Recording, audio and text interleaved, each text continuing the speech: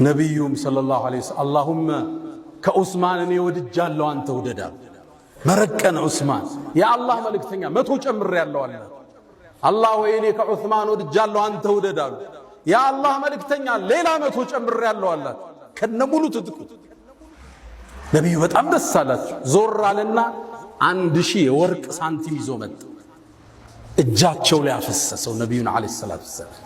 የአላህ መልእክተኛ ይሄን የወርቅ ሳንቲም አነሱላህ እያገላበጡ ማ ضر ዑስማን ማ ፈዐለ بعد اليوم ዑስማን ከዚህ በኋላ የሚሰራው ወንጀል አይጎዳውም።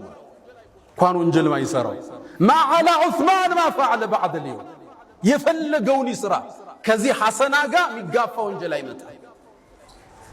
መረቀን ዑስማን ከዛም ተመለሰና 300 ላይ ቆመ 900 አደረሰው።